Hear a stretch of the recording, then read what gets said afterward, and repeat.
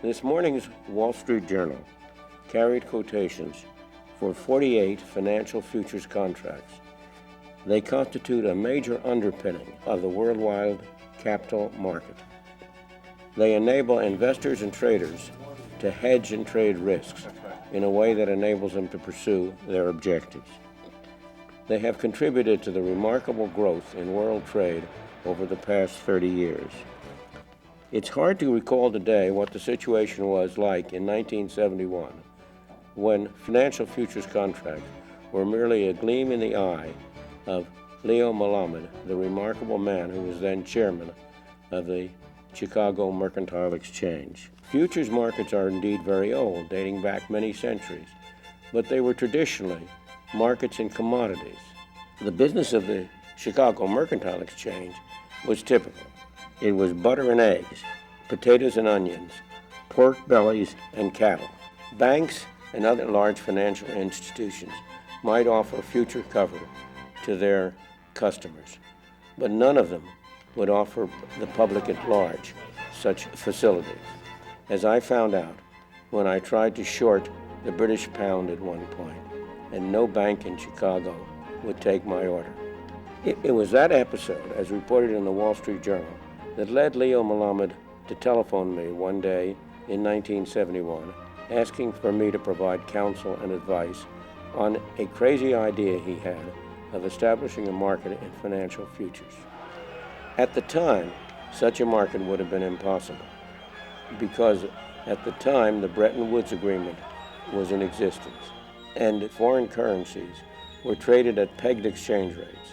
Exchange rates were changed, sometimes by large amounts, but only at long intervals. However, Leo could see, as I did, that the Bretton Woods system was not long for this world, that it was running into increasing difficulties, and that it was likely to be succeeded by a very different system, a system of floating exchange rates.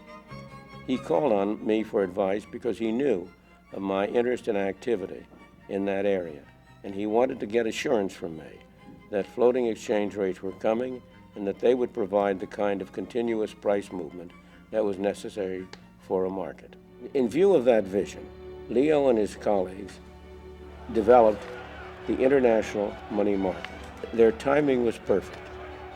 The Bretton Woods system came to an end on August 15, 1971, when President Nixon closed the gold window. The international money market started on May 16th with tradings in 7 currencies. Its reception by the financial market was anything but enthusiastic. This was a crazy idea by those people out in Chicago. On the day the IMM opened for business, one New York bank's foreign exchange dealer was quoted on the Wall Street Journal as saying, and I quote, "I am amazed that a bunch of crapshooters in pork bellies have the temerity to think that they can beat some of the world's most sophisticated traders at their own game." The bunch of crapshooters went from one success to another, first trading in currencies, then introducing contracts in interest rates, in stock prices, and so on, until you have the variety that you have today.